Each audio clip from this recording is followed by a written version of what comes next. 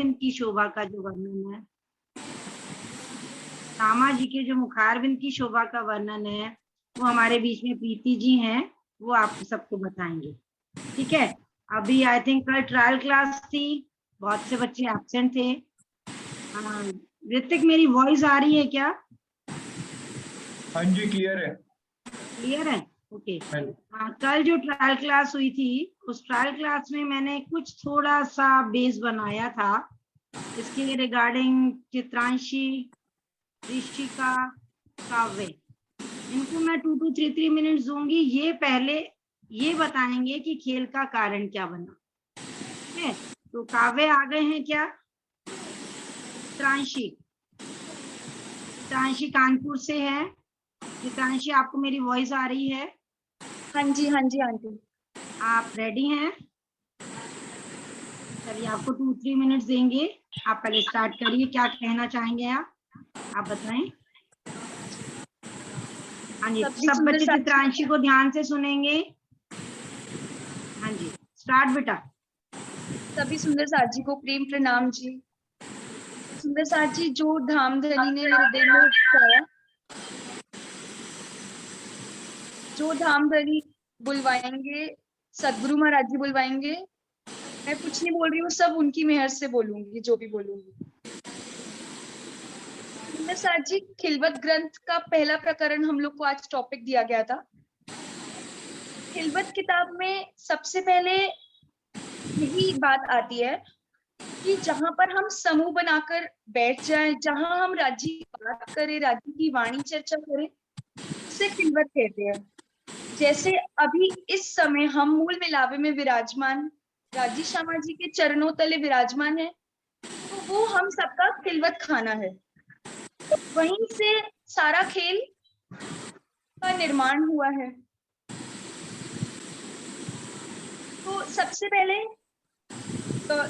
एक कृष्ण पक्ष की एकम के दिन हम सब रूहें जब तीजी भूम की पड़साल से आगे पक्षों में घूमने के लिए रमण करने जा रही थी, तो राजी महाराज ने श्यामा जी से और श्यामा जी ने हम सब रूहों से इशारों में पूछा कि आज कहाँ चलना है। तो हम रूहों ने कहा कि जो हमारे रंग महल के सामने अक्षरधाम में अक्षर ब्रह्म जी हैं, उनकी लीला देखनी है। और अक्षर ब्रह्म के दिल में भी यही चाह उत्पन्न हो गई कि उन्हें राजी महाराज की लीला देखनी है, जो वे सब सखियों के साथ करते हैं। तो राजी महाराज ने ये सुनते ही हम सबको पहले प्रथम भोम में मूल मिलावे में गोल हवेली में ले आए और वहां पर हम लोगों को बिठाकर पहले तो वार्तालाप हुई कि माया इस खेल में नहीं जाना, क्यों? क्योंकि ये दुख भरा संसार है। वहां पर जाकर हम सब रूहें भूल जाएंगे एक दूसरे को और राजी श्यामा जी को भी भूल जाएंगे। पर हमें इतना दावा था कि राजी महाराज हम नहीं भूलेंगे आपको।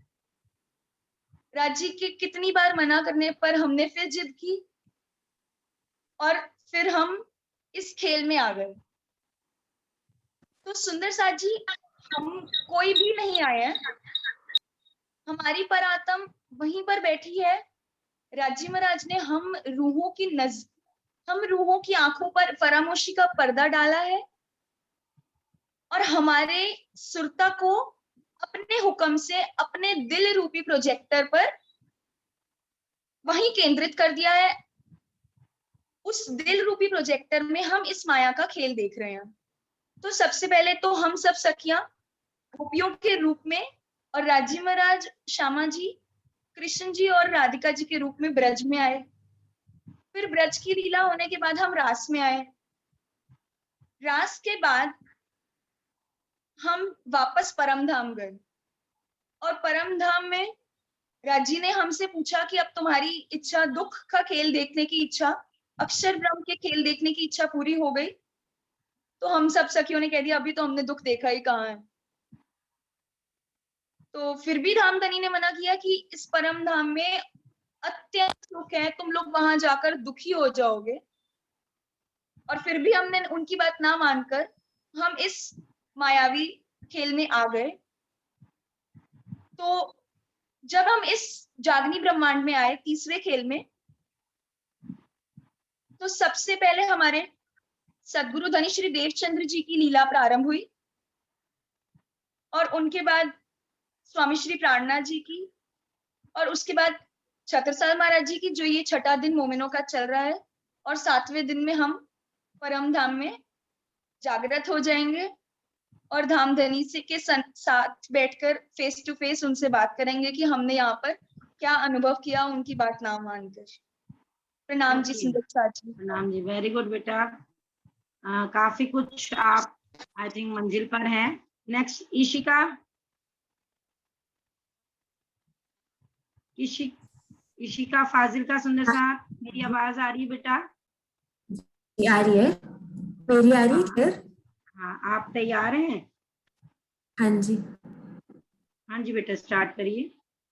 वैसे बाकी तो दीदी ने सब बता ही दिया, तो मेनली स्टार्टिंग से बता दूं वैसे ही? नहीं, थोड़ा आप संक्षिप्त थोड़ा सा जो भी बता, क्योंकि आप लोग जब हाँ। खुद बोलोगे, खुद समझोगे, तभी आपको समझ में आ पाएगा कि मैंने आपको फिर क्या बताया। जैसा भी आता है, जो भी आता है, स्टार्ट करिए। ये तो वाणी मंथन का शिविर है। ठीक है, नहीं कर पानी तो कोई बात नहीं, इट्स ओके बेटा। मैं बोलती हूँ, आप बोल, हाँ ठीक है। Start तो करिए। तीसरी राज्य महाराज ने अपने दिल में ये लीला ली कि रूहों को अपनी पूर्ण मार्फत देनी है। तो ये खेल का महाकारण तो राज्य महाराज ने अपनी पूर्ण मार्फत दी थी रूहों को, और खेल का कारण ये बनाया था कि अपनी इश्क और साहिबी की लीला सब रूहों को दिखानी थी और श्यामा जी को भी दिखानी थी। तो तीसरी वो में रामधनी ने अपने दिल में ये बात ली कि रूहों को खेल देना है, जिससे उनकी पूर्ण मार्फत रूहों के दिल में पता जाएगी। तो फिर पहली भूम में ये सब इश्क अबद हुआ। जब तीसरी भूम से पहली भूम में मूल में राजा राज ने सब रूहों को श्यामा जी को लेके ये इश्क रबत लीला ली। उस लीला के बाद फिर श्यामा जी की सुरता को हुक्म से राजी ने जोड़ दिया। तो अभी श्यामा जी के साथ, श्यामा जी के आगे सभी रूह हैं, तो उनकी श्यामा जी सभी रूहों की भी हुक्म के साथ नजर जुड़ गई। अब हुक्म ही खेल देख रहा है, क्योंकि वहां की जो सुरता है, वहां की जो सारी आतन है, वो सीधा इस खेल को आंखों से या सुरता से नहीं देख सकती। तो राजा ने हुक्म को जोड़ दिया श्यामा जी की नजर और सुरता से, और हुक्म इस खेल को देख रहा है। तो ये सारी लीला हुक्म और इलम से ही चल रही है सुंदर साथ जी। यहाँ ना कोई आया है और ना कोई गया है। तो इस उसके बाद फिर ये ब्रज में जैसे राज्य महाराज ने लीला दिखाई श्यामा जी और रूहों को, उसके बाद रास में दिखाई। अभी सुंदर साथ जी जागनी ब्रह्मांड चल रहा है, इसमें राजी अपने इलम से, अपने राजी ने अपना हुक्म के द्वारा इस खेल में उतारा। तो अभी इस से ही रूह जागृत होंगी और हमें सब राजी की लज्जत इलम से ही मिलेगी। और ये सब जो भी यहाँ पे हो रहा है, सब हुक्म के द्वारा ही हो रहा है। प्रणाम जी। ठीक है, ओके। काव्य है क्या? नहीं है। चलिए बच्चों, आप दोनों ने अच्छा प्रयास किया। काव्य है क्या? हाँ जी। हाँ बेटा, आप स्टार्ट करिए। एक छोटा सा बच्चा है, इसको भी महाकारण कैसे पता है, सब उसका भी ध्यान से सुनेंगे। खेल के लिए अक्षर ब्रह्म ने राजी को कहा था कि मेरे को आपकी लीला देखनी है, तो राजी ने अक्षर ब्रह्म को कहा था कि मैं तुम्हें एक खेल के रूप में लीला दिखाऊंगा। और कुंजवन की रेती में जब आंख मिचौली का खेल चल रहा था, तब इंद्रावती जी ने राज्य का पल्लू पकड़ लिया था, और सारी की सारी सखियां राज्य के ऊपर जब गिर गई थी, तब इंद्रावती जी ने राज्य से विश मांगी थी कि हमको खेल देखना है। और राज्य ने कहा था कि मेरी शक्ति तुम्हारे फिर राज्य ने हमको ब्रज और रास का खेल दिखाया। उसके बाद सखियों ने परम धाम में वापस आकर राज्य को कहा कि हमको इसमें इतना अच्छा नहीं लगा, ना ज्यादा मजा आया। आप कह रहे थे कि बहुत ज्यादा मतलब बहुत कष्ट सहने पड़ते हैं। तब राज्य ने हमको दूसरे खेल में भेजा था, जो अभी खेल चल रहा है। ठीक है, चलिए बेटा, आप लोगों को जितना नॉलेज था आपने सबने तीनों ने बहुत अच्छा बताया, वेल डन। अब आपको मैं बताऊंगी कि खेल क्या है, इसका महाकारण क्या है। एक चौपाई आती है, इत और न दूजा कोई, स्वरूप एक लीला दोए, श्री भगवान जी खेलत बाल चरित्र आप अपनी इच्छा से। यानी कि पूर्ण ब्रह्म और अक्षर ब्रह्म दोनों एक ही स्वरूप हैं, सिर्फ लीला मात्र का इनका अंतर है। ठीक है, समझ में आ रहा है मेरी बात? अक्षर ब्रह्म और पूर्ण ब्रह्म दोनों एक ही स्वरूप हैं, सिर्फ लीला मात्र का अंतर है। यानी कि लीला मात्र के अंदर अक्षरधाम जो है वो परम धाम के रंग भवन के सामने जो अक्षरधाम है वहां पर रहते हैं, वो सत्ता की लीला है वहां पर। और परम धाम के अंदर श्यामा जी आनंद अंग हैं जो कि आनंद की लीला करते हैं। दोनों अपने अपने लीलाओं में मगन थे, दोनों को कभी किसी की प्रकार की इच्छा नहीं हुई। जब दोनों में इच्छा उत्पन्न नहीं हुई तो राज्य महाराज नित्य नए सखियों को सबको नए नए लाड लगाते थे, नए नए उनको सुख देते थे, लेकिन सखियों को अक्षर की लीला का पता नहीं था और अक्षर को राज्य महाराज के अंदर परम धाम के अंदर इश्क की लीला का पता नहीं था। यहाँ तक सबको समझ में आ गया? इसके बाद राज्य महाराज ने स्वलीला अद्वैत है, परम धाम में राज्य ही अपने अंग श्यामा जी से हम सब रूहें, और अक्षरधाम वायदत में ये सब एक है। अब अक्षरधाम के अंदर जो अक्षर ब्रह्म रहता है वह किसकी लीला करता है? सत्ता की लीला करता है, यानी कि वह ब्रह्मांड को बनाता है और मिटाता है। अब ब्रह्मांड को मिटाने और बनाने के लिए उसे राज्य महाराज की नजरों का आशीर्वाद कह लीजिए, या नजरों से राज्य महाराज उसको सींचते थे। तो वो सुबह रोज मुजरे के दर्शन करने आते थे, उनके साथ उनकी सारी, उसके लिए एक चपाई आती है, सब सेना श्री राज झरोखे झांकर करे मोजरा नूर जलाल, सलाम करी पीछे फिरे मन में अति खुशहाल। क्योंकि वो भी राज्य को दर्शन देने आते हैं, राज्य ही उनको सब चीज अपनी नजरों से सींचते हैं, तो वो ब्रह्मांड बनाते हैं और मिटाते हैं। ठीक है, अब जब ये लीला हो रही थी तो राज्य के मन में राज्य के पूर्ण स्वरूप की पहचान ना तो अक्षर ब्रह्म को थी, ना सखियों को थी, हम सब रूहों को थी। ना अक्षर ब्रह्म को पूर्ण स्वरूप की पहचान थी, ना सखियों को पूर्ण स्वरूप की पहचान थी। उन दोनों को पूर्ण स्वरूप की पहचान कराने के लिए राज्य महाराज ने अपने दिल में खेल बनाने का एक विचार लिया। तो उन्होंने क्या किया? सखियों के दिल में भी उपजाया किसने? राज्य महाराज ने। अक्षर ब्रह्म के भी दिल में उपजा दिया कि मुझे आनंद का खेल देखना है, जबकि उससे पहले कभी उनकी कोई इच्छा नहीं होती थी। लेकिन स्वयं राज्य महाराज ने अपने पूर्ण स्वरूप की पहचान कराने के वास्ते खेल की लीला रची। श्यामा जी से पूछा गया, सखियों से पूछो कि आज कहाँ घूमने चलना है, तो सखियों के दिल में भी उन्होंने उपजा दिया कि आज हमें अक्षर का खेल देखना है, और अक्षर के दिल में भी उपजा दिया कि मुझे आज आपके अंदर के आनंद की लीला को देखना है। यहाँ तक सबको क्लियर है? इसमें किसी को कोई क्वेश्चन है तो आप पूछ सकते हैं, किसी को कुछ पूछना है? अब ये सारी बात कहाँ पर हो रही है? परम धाम में। कहाँ पर हो रही है? परम धाम में। अब वहां से परम धाम से ना कोई आ सकता है ना कोई जा सकता है। ये ही राज्य महाराज ने हिकमत से खेल बनाया है। खेल कैसे बनाया है? हिकमत से। अब राज्य महाराज ने कहा कि तुम खेल में जाके मुझे भूल जाओगी, सखियों ने कहा भले ना भूले हम, उन्होंने 100 बेर आजमाए के देखो तो भी हम ना भूले हम, लेकिन हम यहाँ के खेल में क्या कर दिया? अब खेल में आए कैसे? पहले तो हमें ये पता होना चाहिए। वहीं बैठे बैठे मूल मिलावे के अंदर 5वीं गोल हवेली में मूल मिलावे के अंदर राज्य श्यामा जी का सिंहासन लगा है। मूल मिलावे की शोभा का वर्णन आप सब बच्चों को बहुत अच्छे से आता है।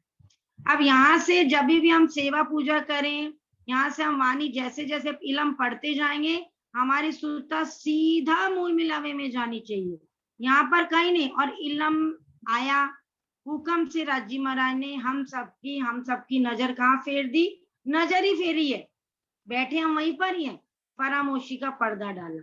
अब जैसे आप लोग पिक्चर देखते हो, जब पिक्चर देखते हो या कोई खेल देखते हो, तो खेल देखते देखते आपको पर्दा जब तक नहीं होगा तो पर्दे के बिना क्या समझ में आएगा? उसी से तो सारी चीज पता चलेगी। तो राज्य महाराज ने वहां पर फरामोशी का पर्दा डाला।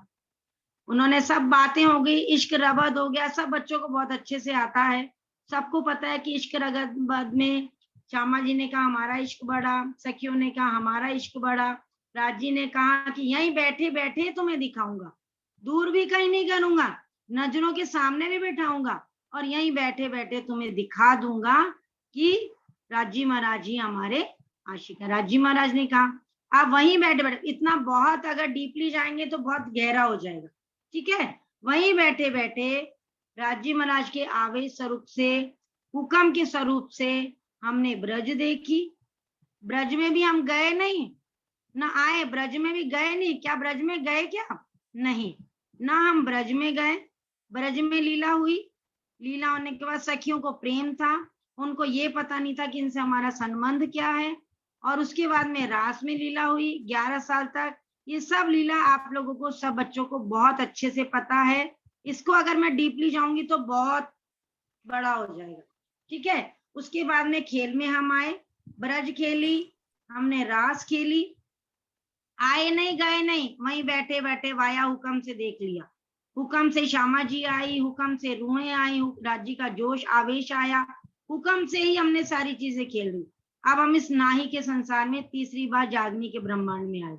जब यहाँ जागनी के ब्रह्मांड में जब हम आए तो यहाँ पर खेल के देवचंद जी के तन पहले मोहम्मद साहब आए, हुक्म से ही उन्होंने कुरान आ गया, कुरान के अंदर 90 हरफ लिख दिए गए, 30 का अख्तियार बसरी मलकी हक की तीनों सूरतें आई, बसरी मोहम्मद साहब, मलकी देवचंद जी और हक की सूरत श्री प्राणनाथ जी। अब उसके बाद में ये जब तीनों सूरतों ने 30 का अख्तियार मोहम्मद साहब का था, उन्होंने शरीयत जाहिर करी, देवचंद जी ने हकीकत जाहिर करी, और पूरी मार्फत जो है स्वामी श्री प्राणनाथ जी ने वाणी के द्वारा हम सब सुंदर साथ को दे दी। अब हम इस भव सागर में आ गए, हम इतने 1,30,00,000 पब्लिक है, उसमें से हम अपने आप को ये सोचे कि हम ही इस वाणी को क्यों पढ़ रहे हैं, हमें ही पारब्रह्म का ज्ञान क्यों मिल रहा है, क्योंकि हम सबकी निस्बत है, हमारे इन तनों से राज्य महाराज ने दोस्ती की है, तभी तो आज हम इस ब्रह्मांड के अंदर राज्य महाराज की पारब्रह्म परमात्मा। तो लोग कितना तपस्या करते हैं, ना जप से मिले ना तप से मिले, सिर्फ हमें हमारी पुरानी कर्म, हमने जो हमारे कर्म किए थे, हमारे अच्छे कर्म थे, उससे हमें ये पारब्रह्म का ज्ञान मिला, और इस ज्ञान से हम वापस अपने सुरता को इलम से, ये जो वाणी आई है यही हमारा आधार है, वाणी को जितना हम पढ़ते जाएंगे उतना हमारा ध्यान परातम में जाता जाएगा। तो आज का अपना प्रसंग था ऐसा खेल दिखाइया, खिलवत ग्रंथ के अंदर है ऐसा खेल दिखाइया जो मांग लिया है। अब ऋतिक जी आप प्रकरण निकाल दीजिएगा प्लीज, एक एक बच्चे एक एक चपाई का अर्थ करेंगे, उसमें हमने ऐसा खेल दिखाइया। ऋतिक विजिबल है बेटा, थोड़ा सा ऊपर करना, फर्स्ट चपाई दिख रही है, हाँ ठीक है। अब बच्चों, सब बच्चे यहाँ से एक एक करके एक एक चपाई पढ़ेंगे और अपने आप आपको अर्थ समझ में आने लग जाएगा कि हम लोग कहाँ पर बैठे। हाँ जी, पहली चपाई कौन पढ़ेगा? कोई भी एक स्टूडेंट रेज योर हैंड्स और अपनी फर्स्ट चपाई। खिलवत ग्रंथ, किताब खिलवत गैब की, सूरत अर्ज की जो हक सो करी है। ऋतिक किसी एक को अनम्यूट कर दो, वो चपाई पढ़ेंगे बच्चे।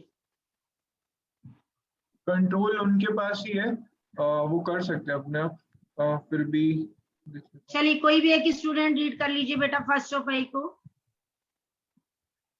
खेल का कारण मैंने बता दिया कि राज्य महाराज ने अपने पूर्ण स्वरूप की पहचान अक्षर ब्रह्म को भी करानी थी और सब सखियों को भी करानी थी, पूर्ण स्वरूप की पहचान।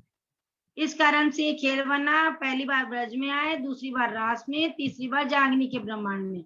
अब यहाँ से हम खिलवत ग्रंथ से स्टार्ट करेंगे। इस खिलवत ग्रंथ में खेल के बारे में है कि हम बैठे कहाँ पर हैं, फिर मैं खुद ही काढ़े का इलाज है, उसके बाद में मैं बिन मैन मरे नहीं का है कि जब हम राज्य की मैं ले लेंगे हमारे अंदर अहंकार खत्म हो जाएगा तो सब कुछ राज्य को समर्पित कर देंगे, समर्पण कर देंगे, तो हमारे सब काम अपने आप होंगे, हमें कहना नहीं पड़ेगा, हमेशा राज्य हमारे साथ रहेंगे। फिर चौथे वाले प्रकरण में लिखा हुआ है जो जानो त्यो राखो धनी तुम्हारी में। फिर हमारी परात्म वही बैठे बैठे कह रही है जो जानो त्यो राखो। चलिए ऋषिका आप ही पढ़ लीजिए पहली चौपाई क्या कह रही है। चौपाई पढ़नी है ना? हाँ पहली चौपाई बच्चों आप ही पढ़ोगे। ठीक है। ऐसा खेल दिखाया जो मांग लिया है हम, अब कैसे अर्ज करूं कहोगे मांग्या तुम। यानी कि इंद्रावती जी की आत्म, मेहराज ठाकुर का तन और महामती जी। अब महामती जी किससे कहा जाता है? धनी जी को आवेश, आत्म दुल्हन, हुक्म नूर, मूलभूत वतन, ये तीनों ये पांचों मिलवे श्री महामती जी। अब वो अर्ज कर रही हैं, क्या अर्ज कर रही हैं कि आपने ऐसा खेल दिखाया जो मांग लिया है हम, अब कहोगे कैसे अर्ज करूं, यानी कि मैं कैसे विनती करूं। महामती जी कह रही हैं कि मैं कैसे विनती करूंगी, कहोगे मांग्या तुम। आई थिंक इस चौपाई में कुछ भी अलग नहीं है। सब बच्चों को क्लियर है ये चौपाई? अब कहोगे तुमने ही मांगा, सबको क्लियर है? क्लियर है सब बच्चों को? यस। चौपाई क्योंकि हम वहीं पर बैठे हैं, फरामोशी का पर्दा है हमारे दिल में, ठीक है। कछु आस ना राखी आसरो, कछु आस ना राखी आसरो, ए झूठी जिमी दिखाए। अब ये झूठी जिमी कहाँ देख रहे हैं? परातम में बैठे, वहीं पर बैठे बैठे ये झूठी जिमी में हमारी नजर आ गई, तो हमें आस ही नहीं रही कि हम आपसे कुछ कह सके, क्योंकि वहां जाके हमने वहां कहा था हम भूलेंगे नहीं, लेकिन यहाँ आके हम राज्य को भूल गए। हम माया के इस भव सागर में ऐसे पड़ गए, ऐसी जुदागी कर दई। जुदागी कहाँ पर करी है? वहां तो जुदागी हो ही नहीं सकती। तो यानी कि हमारी जो कंसंट्रेशन पावर है, उस कंसंट्रेशन पावर को खेल में डाला है। अब खेल से वापस इलम से, सरकाशी जी भी हमें कहा करते थे, यहाँ से सुरता को अपनी वापस इलम से मोड़ेंगे ना। हमें किसी की जरूरत होगी, जब हमें ये समझ में आ जाएगा तो हम वाणी पढ़ेंगे, अपने आप हमें सब समझ में आता जाएगा। यानी कि क्या कह रहे हैं, ऐसी झूठी जिम्मे दिखाई, यहाँ कोई आशा ही नहीं ना, यहाँ किसी का सहारा है, आपने हमें इस तरह से अलग कर दिया है, ठीक है। यहाँ कहाँ सुना नहीं जाता, सबको समझ में आ रहा है ना। कछु नैनो देखत, यानी कि हमारी परात्म जो मूल मिलावे में बैठी है, हमारी हम उन आंखों से नहीं देख सकते ना। कछु आप उल खाए, यानी कि हम आपको पहचान भी नहीं सकते। फिर आगे कह रही है बैठी अंग लगाए के, क्या यहाँ पर खेल में हम अंग लगाकर बैठे हैं क्या? नहीं, हम कहाँ बैठे हैं? सैरक से नजीक हैं, राज्य श्यामा जी के चरणों के तले बैठे हैं। ऐसी दही उल्टाए, यानी कि बैठे हम वहां पर है, कंसंट्रेशन पावर हमारी खेल में आ गई, तो ये उल्टाए कर दी, ये उल्टी कर दी। ना कछु दिल को कह सको, ना पिया शब्द सुनाए, बैठी आंखा खोल के अंग सो अंग लगाए। सबको समझ में आ गया होगा अच्छे से? बैठी आंखा खोल के, यानी कि मूल मिलावे में अंग से अंग जोड़कर बैठी हैं और हमारी आंखें खुली हैं। सिर्फ जैसे अब अपन टीवी में देखते हैं कहीं, अब जिस बेड पर अपन सपना देखते हैं, सपने में हम बेड पर ही रहते हैं और सपने में हम कहीं के कहीं चले जाते हैं। सेम इसी तरह परात्म का ये सपना है। इस सपने से जागृत कैसे होना है? वाया इस इलम को पढ़कर। जैसे हम इलम पढ़ेंगे हमारी सुरता सीधी परम धाम में। यहाँ पर किसी के को नहीं देखना है, हमें सिर्फ इलम को पढ़ना है और हुक्म आएगा, हुक्म अपने आप आपकी सुरता को, आपके हुक्म यहाँ से इलम लेकर जाएगा। हुक्म ही आने इलम लाता है, हुक्म ही ले जाता है और हमारी परात्म जग जाएगी। आज के लिए इतनी सी 5 चौपाई बहुत है। आप घर जाके सभी बच्चे इस 5 चौपाइयों को या जितना भी पूरा प्रकरण है आप आगे पढ़ते जाएंगे और आपको अपने आप समझ में आता जाएगा। फिर आपको कहना ही नहीं पड़ेगा, क्योंकि आपकी सुरता सीधी कहाँ जा रही है? मूल मिलावे परम धाम में। बोलो श्री प्राणनाथ प्यारे की जय। आप प्रीति बहन आपको श्यामा जी के मुखारबिंद की शोभा का वर्णन बताएं। श्यामा जी के मुखारबिंद की वर्णन सब बच्चे ध्यान से सुनेंगे। प्रीति जी। शेयरिंग स्टॉप कर दूं? हाँ रीति किसको हटा दे, प्रीति मैम। प्रणाम जी। सब सुंदर साथ को, सब बच्चों को प्रणाम जी। शिविर का पहला दिन है बच्चों, और सुबह जो सरकार श्री जी ने चर्चा की वो क्या थी, अगर आपने सुनी हो तो उसमें भी उन्होंने सबसे पहले श्यामा जी के श्रृंगार का वर्णन किया है। तो आज हम भी यहाँ पे श्यामा जी के श्रृंगार का ही वर्णन करेंगे। जो राज्य ने लिखवाया, हुक्म उनका है, कविता के रूप में है। तो आपको कहीं कोई चीज समझ नहीं आती, नोट डाउन कर लेना और फिर बाद में ग्रुप में आप पूछ सकते हो। आपको कोई भी प्रॉब्लम है वो वहां ग्रुप में ही बता दी जाएगी। अब सबसे पहले आप ये बताइए कि श्यामा जी का ही वर्णन क्यों किया। पहले प्रकाश जी ने भी किया, श्यामा जी का पहले क्यों? क्योंकि हम उनके तन हैं। परम धाम में भी जो इश्क की लीला राज्य करते हैं वो वाया श्यामा जी के होती है। हमारी इश्क की लीला राज्य से डायरेक्ट नहीं। जैसे सरकार श्री जी उदाहरण देते हैं ना कि पावर हाउस से जब बिजली आती है हमारे घरों में तो वो डायरेक्ट नहीं आती, क्योंकि हमारे घर के मीटर इतने स्ट्रांग नहीं होते कि वो इतनी पावरफुल इलेक्ट्रिसिटी को झेल सके। तो बीच में क्या लगा दिया जाता है? ट्रांसफार्मर, और उसके थ्रू हमारे घरों में बिजली आती है। सेम वैसे ही परम धाम में इश्क की जो लीला है वाया श्यामा जी के रूहों के साथ है। और यहाँ भी जब आए तो राजी महाराज ने हुक्म के द्वारा श्यामा जी को हमारे साथ भेजा। हमें पहचान यहाँ श्यामा जी ने कराई, वाणी यहाँ पे श्यामा जी ही लाए। तो इसलिए हम सबसे पहले, क्योंकि हम उनके अंग हैं, वो हमारे जीव के जीवन है, प्राणों के आधार है, हमारी रूह का आधार है। तो इसलिए सबसे पहले हम श्यामा जी के श्रृंगार से शुरू करेंगे। तो श्रृंगार जब हम श्यामा जी का पढ़ रहे हैं तो अपनी रूह की नजर को कहाँ ले चलेंगे? जहां हम बैठे हैं, पर आत्म से मूल मिलावे में सिंहासन पे राज्य के बाईं तरफ श्यामा जी बैठी हैं। हमें उनके चरणों में प्रणाम करना है पहले, और फिर उनके श्रृंगार को जैसे जैसे वर्णन होता जाए वैसे वैसे अपनी सुरता से अनुभव करना है। मैं शुरू कर रही हूँ। मेरे शब्द नहीं है, जो कुछ है वाणी में, क्योंकि वाणी में भी सब कुछ हुक्म से कहा गया है, मैं भी हुक्म से ही बोल रही हूँ। एक एक शब्द को ध्यान से सुनिएगा। कैसे मैं वर्णन करूं उनका जो बसते हैं दिल रूहों में, शब्दातीत जो कहलाते हैं, कैसे बांधूं उनको शब्दों में। किस अंग को देखे और किस अंग से हट जाए, रूह तो जिस अंग में भी अटकी बस वहीं अटकी रह जाए।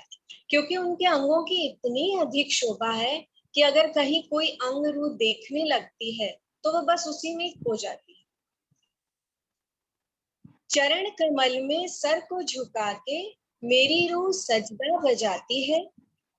उनके हुक्म से उनकी शोभा को कहने की हिम्मत करती है। शब्दों पर नृत जाना साथ जी, उनमें छुपे भावों को सुनना। बड़ी रूह की सिफत बड़ी है, बस रूह से उनका चितवन करना। अखंड स्वरूप श्री श्यामा जी का नूरी शोभा और श्रृंगार है। हक के अंग का नूर है, सुंदरता का नहीं कोई शुमार है। श्यामा जी क्या है? हक के अंग का नूर, यानी वो उनका अंग है, और आगे रूहें श्यामा जी के अंग है। अंतरपट खोल के जो देखे अपनी रूह की नजर से, इन नजरों से नहीं देख सकते हम। अंतरपट खोल के जो देखे अपनी रूह की नजर से, पर आत्म सुख लेती पल पल, दूर नहीं वो अपनी फजर। फजर माने पूर्ण पहचान हो जाती।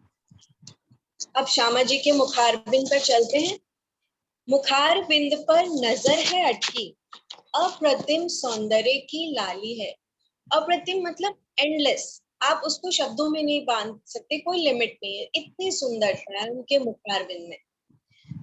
मुखार बिंद पर नजर है अटकी, अप्रतिम सौंदर्य की लाली है। कण कण उनके नूर से चमके, जगह नहीं कोई खाली है। मतलब पूरा परम धाम श्यामा जी के नूर से ही चमक रहा है।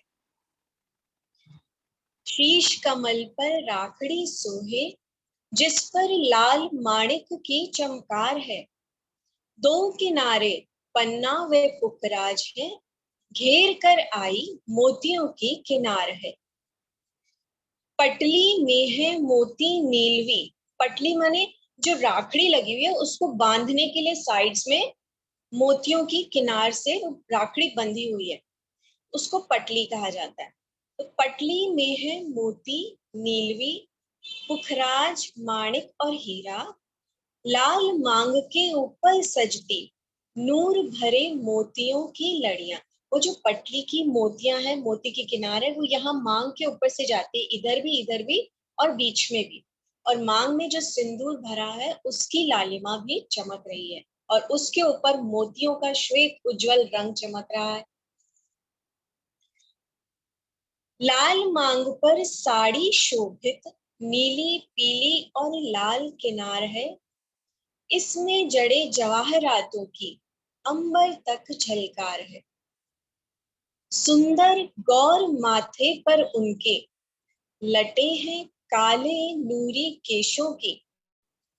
अंबर धरा तक फैली इन केशों की ज्योति देखो जी। पूरे धरती में, आकाश में, परम धाम के हर एक कण कण में श्यामा जी के इन केशों का नूर समाया नजर आता है। केशों की चोटी गूंथी है, उनके बहुत लंबे बाल हैं जिसको उन्होंने चोटी में गूंथा हुआ है। जो गौर पीठ पर बल खाती है, केशों की चोटी गूंथी है जिसमें परांदा लगा हुआ है। जो गौर पीठ पर बल खाती है, नगों से जड़े गोफनों में घुंघरियों की मधुर ध्वनि लुभाती है। देखो, जब हम चोटी करते हैं तो अपने बालों के 3 पोर्शन करते हैं और उसको परांदे के साथ गूंथा गया है। और परांदे में लास्ट में क्या है, नीचे टेसल लटक रहे, फुम्मक जिसको कहते हैं, और उन फुम्मकों में छोटी छोटी सी घुंघरियां लटक रही है। तो जब श्यामा जी चलती हैं, वो चोटी ऐसे बल खाती है और वो घुंघरियों की मधुर ध्वनि पूरे परमधाम को मतलब जब वो सुनाई देती है तो ऐसे कानों में लगता है जैसे रस घुलता जा रहा है।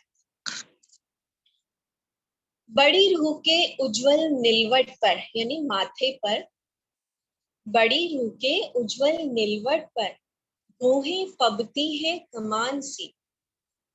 मद भरे नैनों से प्रेम बाण चलाती, आनंद स्वरूपा है रहमान की।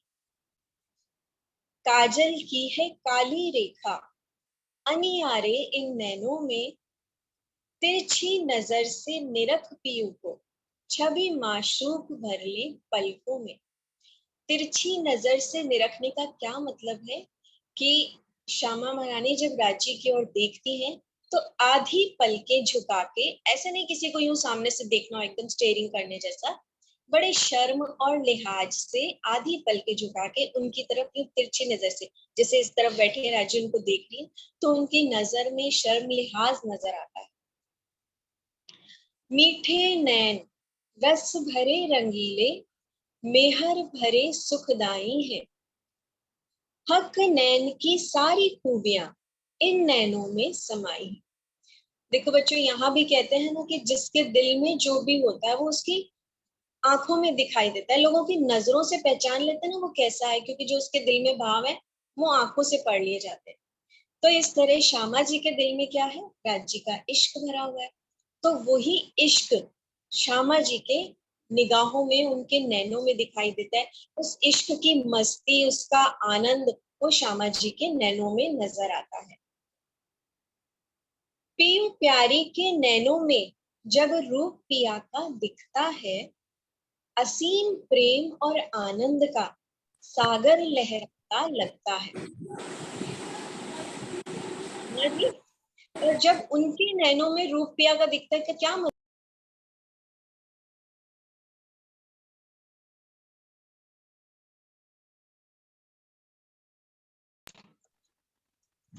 एक की पुतली में दूसरे का स्वरूप दिखता है, दोनों की आंखों में। तो जब श्यामा जी राज्य सामने एक दूसरे को देख रहे हैं तो श्यामा जी की आंखों में राज्य का स्वरूप दिख रहा है और राज्य महाराज खुद इश्क के स्वरूप है। तो जब श्यामा जी की आंखों में राजी नजर आते हैं तो ऐसे लगता है इश्क का सागर लहरा रहा है। दो नैनों के मध्य में देखो सजी अलौकिक बिंदिया है, इसके नीचे तेजोमयी नासिका में नथ मुरली का भूखन पहना है। मुरली जिसको बेसर भी कहते हैं। नथ का भूखन यहाँ से यहाँ तक पहना जाता है और मुरली ये बीच में छोटी सी जैसे वाली होती, कान में इयरिंग पहनते, बहुत छोटा सा, और उसके नीचे एक नग लटक रहा है, उसको मुरली करके कहा गया है। अब मोती का जो नग मुरली में लटका है, यहाँ मुरली पहनी है, एक छोटा सा लाल रंग का मोती का नग यहाँ होठों के पास लटक रहा है। मोती का नग जो मुरली में लटका है लाल अधरों को छूता दिखता है। यूं लगता है कि जैसे वो मोती का नग अधरों से बातें कर रहा हो। मोती का नग जो मुरली में लटका है लाल अधरों को छूता है, प्रेम भीगल इन अधरों से इश्क का मीठा रस छलकता है।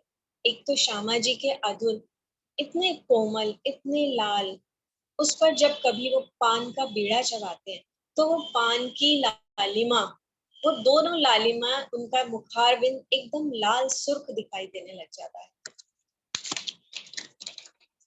मीठी मुस्कान लिए मीठी रसना से प्रीतम से जब बोले श्री श्यामा, सुनकर वचन मुश्किल होता है रू दिल पर काबू रख पाना। श्यामा जी के मुखारबिंद से निकले हुए अमृत से भी मीठे शब्द जब रूहें सुनती हैं तो ऐसा लगता है कि बस उन पर वारी वारी जाएं, बलिहारी जाएं। इतनी कोमल, इतने नर्म मुलायम उनके मुखारबिंद से शब्दों का जैसे कोई झरना निकल रहा हो। उज्जवल दंत जैसे हो कोई स्वच्छ निर्मल ऐनक या झरना, इनके पीछे रस की भरी है श्यामा जी की मीठी रसना। श्यामा जी के दांतों के लिए उपमा देखिए कितनी अच्छी दी है, ऐनक के जैसी। ऐनक माने चश्मा, जैसे चश्मे के आर पार दिखाई दे, मेरी आंख अंदर दिख रही है जैसे, ऐसे उनके दंत इतने उज्जवल, इतने निर्मल हैं, स्वच्छ हैं कि जब वो हंसते हैं श्यामा जी तो उनके दांतों के पीछे उनकी रसना दिखाई देती है, इतने ऐनक के समान, एकदम क्लियर। अब श्यामा जी की रसना के बारे में बता रहे हैं कि रसना के गुण की क्या कहूं, अनगिनत अलेखे हैं, जो जागी हुए हक इलम से बस उसी रूप ने देखे। रसना ये श्री श्यामा जी की रस रब का पिलाती है, पर्दा फरामोशी का हटा के दिल रूहों के जगाती। एक तो जाहिरी गुण रसना का कि श्यामा जी जब बोलती हैं तो उनके मुखारबिंद से जैसे फूल झर रहे हो, इतने मीठे शब्द अमृत के समान। और एक रसना श्यामा जी की ये वाणी कही गई है, श्यामा जी यहाँ वाणी लाए तो ये रसना श्यामा जी की है, और इसमें वो रब का रस यानी कि श्री राजी महाराज के वो जो भेद खोलती हैं वो हमें सुना सुना के समझा के पर आत्म पे जो वहां परम धाम में परामोशी का पर्दा डाला हुआ है, इस वाणी के माध्यम से श्यामा जी उस पर्दे को हटाती हैं, पर आत्म के दिल को जगाती है और फिर वहां से इश्क की लज्जत पर आत्म को मिलती है। गौर गाल लालिमा लिए हैं, अति कोमल और अति प्यारे हैं, श्रवणों में पहनी पानड़ी को देखो, माणिक और मोती की झलकारे हैं। 7 रंग के नगों से जड़े कानों में पहने झाल हैं, इनका प्रतिबिंब दिखता गालों पर, अति अद्भुत शोभा कमाल है। श्रवणों में यहाँ श्यामा जी ने एक तो पानड़ी पहनी, उसके नीचे भी फूल की आकृति का एक झाल, जिसको हम यहाँ पे डेंगलर्स कहते हैं ना, बड़े बड़े इयरिंग्स, वो पहने हुए हैं, वो फूल की आकृति का झाल है। और जब उस झाल की परछाई, शेडो यहाँ गाल पे पड़ती है तो वो फूल की आकृति गाल पे भी बन जाती है और वो इतना सुंदर लगता है। एक तो उनके लालिमा लिए हुए गाल और उस पर उस झाल का फूल का प्रतिबिंब यहाँ पे दिखता है, तो वो शोभा को तो शब्दों में कह ही नहीं सकते। संकुल मुख अति सुंदर, गौर हरवटी सलूक, लाख अधुर दंत देखत, जीव होत नहीं टूक टूक। अब उनके मुखारबिंद के बता रहे हैं कि एक तो गौर हरवटी यानी ये थोड़ी, उसके बाद लाख ये वाली गहराई, और अधुर, इन दोनों के बीच की जो ये गहराई उसको लाख का है। उनके दंत, ये सब देख देख के अगर यहाँ बैठे जीव को अनुभव होता है तो वो तो रह ही नहीं सकता, वो तो तन ही छोड़ दे। ये तो हुक्म के हिकमत है कि राजी महाराज हमें वहां का सारा गुज भेद दे रहे हैं, अपनी शोभा श्रृंगार दे रहे हैं, और इन तनों को खड़ा रखा है ताकि हम यहाँ पे लज्जत ले सकें। हर अंग उनका सुख देता है, हर अंग इश्क से है भरपूर, ना ही निमूना ना कोई उपमा, कोमल चेतन खुशबू और नूर। क्योंकि उनके हर अंग में इश्क भरा है तो वो सदा सुखदाई है, हमेशा सुख देता है। और यहाँ शब्दों से जो भी कह दिया, जो भी उदाहरण दिए, नमूना दिया, वो वहां तक लगता नहीं है, उसके आसपास भी कहीं नहीं टिक सकता, लेकिन रूहों को समझाने के लिए यहाँ पे शब्दों में लिया है। और उनके हर अंग में कोमलता है, चेतनता है, खुशबू है, इतनी मस्त मधुभरी सुगंध है, और नूर है, हर वक्त ज्योति की किरणें निकलती हैं उनके अंगों से। हक के अंग का नूर है, श्यामा महारानी, हक के अंग का नूर है, ये जो अर्श बका कावन, कावन यानी हमारे जुबान श्यामा जी।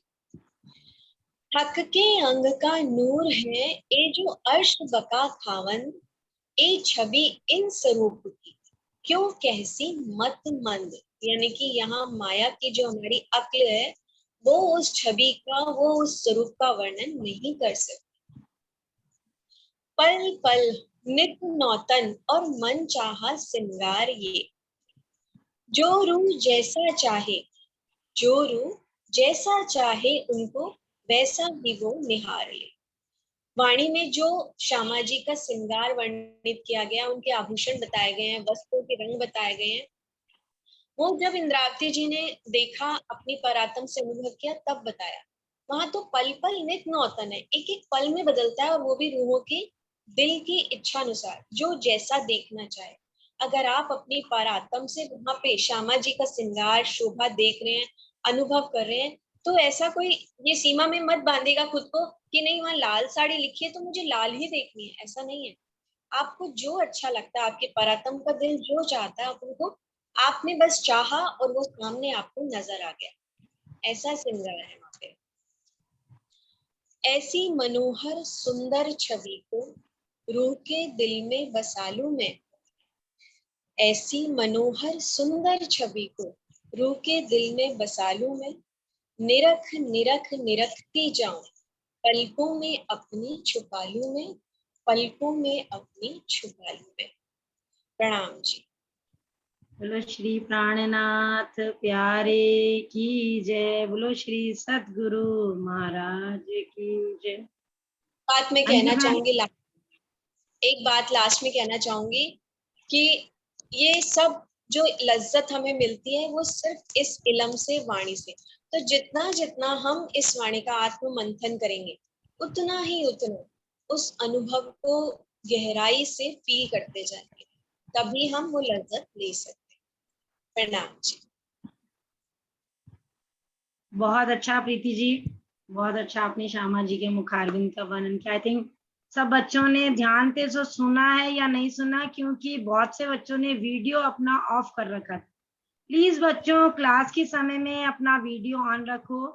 अब आपको इससे रिलेटेड जो भी क्वेश्चन है, आपको व्हाट्सएप नंबर आपके पास में आ जाएगा, उस पर आप अपने जितने भी क्वेरीज हैं वो सब आप दे दीजिएगा। यहाँ सब चीज आज आपको पता चला है कि खेल कहाँ से देख रहे हैं, वापस सुरता को भी कैसे मोड़ना है, वाया हुक्म आपके अंदर है, सब आप लोगों को पता चल चुका है। उन्होंने बहुत अच्छा बताया। अंजू जी, अगर आप कुछ बच्चों को बताना चाहें तो आप पहले अनम्यूट हैं, आप अनम्यूट करिए अपने आप। अंजू बहन का प्रणाम सभी बच्चे स्वीकार करेंगे। अंजू जी प्लीज कुछ।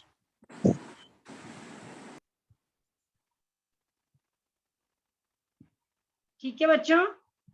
ऋतिक टाइम है या अभी कुछ बच्चों से कुछ क्वेश्चन, बच्चों ने किसी ने कोई क्वेश्चंस हैं तो वो आस्क कर सकते हैं बेटा। मैं कुछ कहना चाहता हूँ, तरुण है। हाँ जी बताएं सर। एक्चुअली बचपन से ही जुड़ा हूँ, आश्रम वगैरह भी आता रहा हूँ। एक चीज थी मुझे कि हम अभी जैसे अभी आई थिंक अभी कॉल पे हैं प्रीति जी, इन्होंने श्रृंगार के बारे में सब कुछ कवर किया। हाँ जी। एक चीज मुझे काफी देर से जो आती है, जैसे हम जो प्रैक्टिकल लाइफ अभी जो जी रहे हैं, लाइक मैं सिलेबस भी देख रहा था, लाइक क्योंकि आज पहला ही दिन है तो इसलिए मैं पूछ लूँ। मोस्टली हम जो लोग प्रैक्टिकल लाइफ जीते हैं, लाइक यूजुअली लाइक क्योंकि ये युवा शिविर है तो मैं युवाओं की तरफ से या फिर एक तरह से मैं उस एंगल से बोल रहा हूँ कि बचपन से हम कहीं बाहर पढ़ने जाते हैं, उसके बाद में जॉब वगैरह, उसके बाद में कहीं सेटल वगैरह कुछ करते हैं, तो जो भी प्रैक्टिकल प्रॉब्लम से इश्यूज वगैरह हमें आते हैं उनको लेके कोई पर्टिकुलर किताब में, क्योंकि मैंने पढ़ी है, लाइक खिलवत वगैरह भी पढ़ी है या बाकी भी पढ़ी है नॉल, मैं उस एंगल से कह रहा था कि ये सिलेबस में हम क्या कवर कर रहे हैं या उस तरह से कुछ कवर कर रहे हैं या फिर क्या कवर किया जाएगा इन आने वाले 6 दिनों में। सर एक्चुअली डेज जो है वो 6 डेज हैं। अभी जैसे आज मैंने आज बच्चों को बताया एज के अकॉर्डिंग कि बच्चे खेल कहाँ से देख रहे हैं। अभी कई लोग यहीं पे सोचते हैं यहीं पर खेल है, हुक्म से खेल चल रहा है। ये सब चीजें स्टार्टिंग में आपको बताइए। सिलेबस के बारे में जितना टाइम पीरियड है उस टाइम पीरियड में हम बच्चों को जितना ज्यादा दे सकेंगे उतना ही दे पाएंगे अकॉर्डिंग टू 6 डेज। नहीं तो इसके बारे में तो कितने दिन लग जाएंगे तब तक भी हम नहीं समझा पाएंगे। वो तो खुद ही अपना ही सूत काटना पड़ेगा, सब बच्चों को भी और जो भी हैं सबको अपना जो जितना जितना सूत काटता जाएगा उसकी पारातम ऊपर जलती जाएगी। तो आप मतलब इसके बारे में क्या कहना क्या चाहते हैं? एक्चुअली मैं आपका मतलब नहीं समझ पा रही हूँ। बेसिकली मैं सिलेबस पूछ रहा था या फिर क्या हम ये 6 दिनों में कवर क्या करने वाले हैं?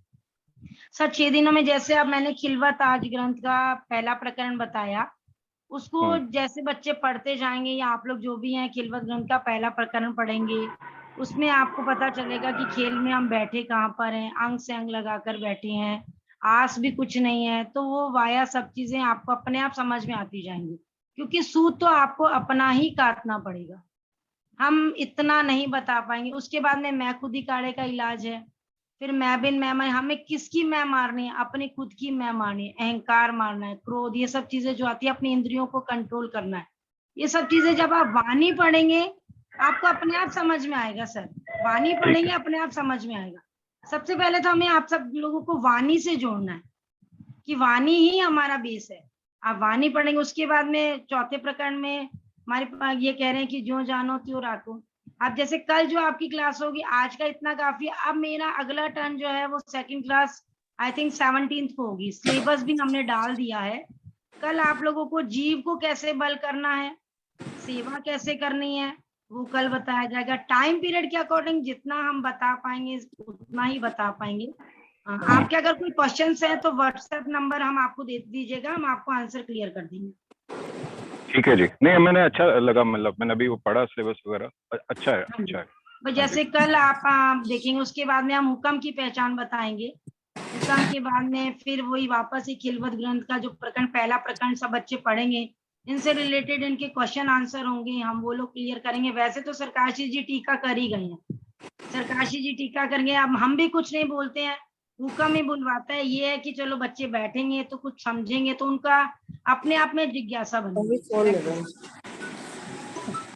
और कुछ आपके क्वेश्चन हो हम अपना व्हाट्सएप नंबर देंगे, और हुक्म ही हमें बुलवाएगा, हम भी नहीं बोल रहे हैं, सब हुक्म बुलवाएगा। बाकी सब सरकार श्री जी ने कहा है कि सब वाणी में सब कुछ लिखा हुआ है, और सरकार श्री जी स्वयं टीका करके गए हैं। अभी किसी को सुनने और समझने की तो जरूरत ही नहीं है। तो ठीक है, लीला के लिए शिविर लगाते हैं, बच्चे बैठे हैं। अब आपको श्यामा जी का श्रृंगार, मुखारबिंद की शोभा, सब चीजें हैं। फिर भी अगर आपको कुछ और भी क्वेश्चन हो तो व्हाट्सएप नंबर दे देंगे। ठीक है सर? ओके ऋतिक, प्रणाम जी। लीव कर दें क्लास को, टाइम हो गया है। जैसा कोई किसी के डाउट्स हैं तो आप प्लीज ले लीजिए। हाँ बच्चों, किसी के कोई डाउट्स हो तो आप क्वेश्चन आस्क कर सकते हैं। अभी तो एक्चुअली बच्चे भी फर्स्ट डे क्लास में आए हैं, अभी तो आज इनका इंटरव्यू करवाना था। सब अपना अपना इंट्रोडक्शन दे दीजिए।